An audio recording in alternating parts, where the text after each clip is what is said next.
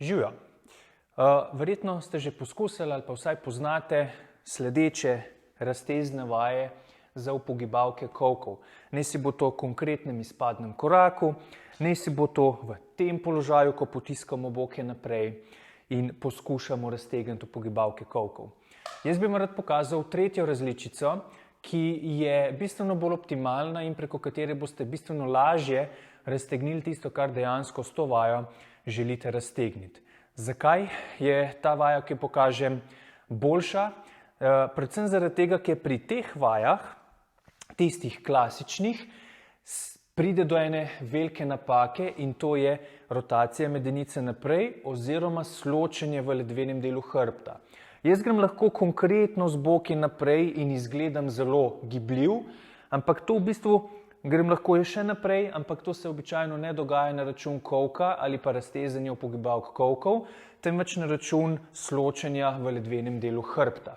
Zdaj, tisti, ki imate mogoče že rahle težave ali neprijetnosti v ledvenem delu hrbta in ste ali s pomočjo kakšnih terapevtov ali z našo pomočjo že ugotovili, da imate morda pretirano ledveno krivino in imate rahle težave tudi z ledvenim delom hrbta, bi vam sploh priporočil to, kar vam zdaj pokažem, ker je bistveno lažje in bistveno bolj elegantno te mišične skupine, ki lahko vplivajo, ni pa nujno, k neprijetnostim v ledvenem delu hrbta, te skupine lahko bistveno lažje in bistveno bolj učinkovito tudi raztegnem.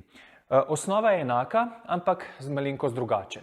Zdaj, prva sprememba je to, da še vedno smo sicer pri izpadnem koraku, ampak je ta bistveno krajši, torej ne rabim nekih ekstra amplitud. To lahko dejansko tudi v kavbojkah naredimo. Tako da stopim v izpadni korak, ki je relativno kratek. Prva stvar, seveda, ne bo dovolj širok, ne mi stopati preozko, ker potem se ukvarjam z ravnotežjem in od vaje nimam nič kaj dosti. Stopim široko, stabilno. In prva stvar, na katero sem pozoren, je naša medenica. Torej, našo medenico pospravim v nevtralen položaj, da je lažje oziroma da jo lažje fiksiram v tem položaju, stisnem ritnico tiste noge, ki je zadaj in jo bom lažje fiksiral takole na mestu, da me potem ne bo sločilo, ko izvajam vajo. Ko sem v tem položaju, potem zadnjo nogo, kakor da bi želel iztegniti v kolenu, če gre, če ne, nič hudega. Zdaj položaj imam. Zdaj pa najpomembnejši del, dvig roke, torej če imam desno nogo zadaj in raztezam desne upogibavke kolkov, je moja desna roka tista, ki bo šla proti stropu. Zdaj, to roko dvignem maksimalno visoko, kolikor gre. Predstavljamo si, da nas nekdo takole potegne za sredinec in nas vleče tako hudo visoko gor, kot da bi nas želel raztrgati narazen, predvsem ta del telesa. Tako močno se potrudimo, ker če bom samo dvignil roko na pol ležerno, potem se zastojim, matram in delam to, kar bom pokazal še vnaprej. Tako da iztegnem roko maksimalno med tem, ko je moja medenica v nevtralnem položaju, tiščim res visoko in če se samo pri tej stvari do tukaj dovolj dobro potrudim, je velika verjetnost, da bomo čutili napetost ali tukaj, ali celo tukaj le globoko, nekje nek tak čuden občutek, ali pa kar oboje hkrati. To pomeni, da ste zadeli in dejansko zdaj raztezate mišice upogibavk kolkov in ne prednjih stegenskih mišic, kot se pri tistih klasičnih izvedbah velikokrat zgodi. Torej, to zdaj imamo, lahko grem še en korak dlje, če želim razteg še dodatno ojačati. Ko to držim visoko gor, potem dodam rahel odklon. Ta odklon je res rahel, ker ni potrebno, da je velik, ker ta roka, bolj ko grem v odklon, še bolj visoko jo potiskam, torej ne grem v tak odklon, zdaj tukaj ne čutim nobenega raztega, ampak grem z roko v strop in rahel odklon in se ta razteg še poveča, občutek napetosti še poveča. Zdaj pa še zadnji trik, ki ta razteg naredi lahko še bolj učinkovit, je pa s tem, da vključimo dihanje. Zadeva spet v osnovi enostavna, mogoče na začetku malo nelogična, nekako čudna, ampak se splača poskusiti.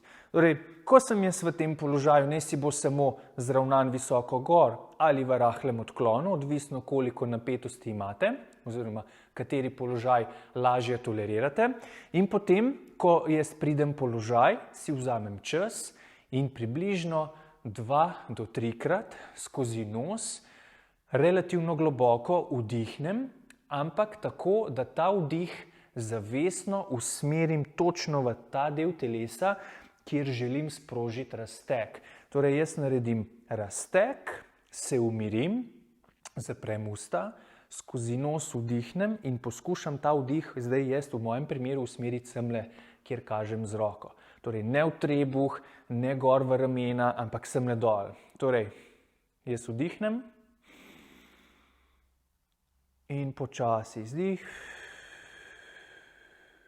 Grem recimo še drugič.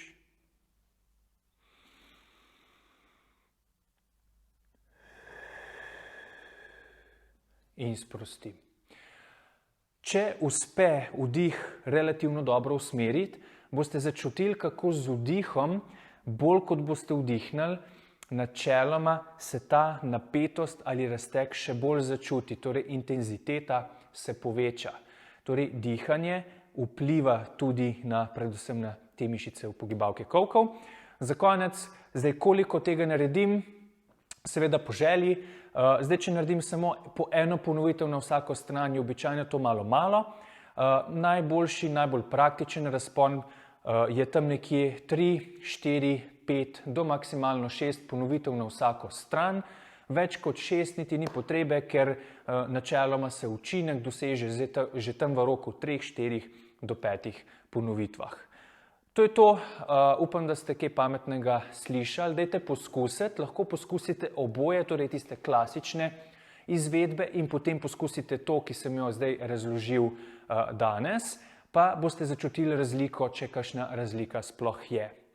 To bo to, se vidimo naslednjič.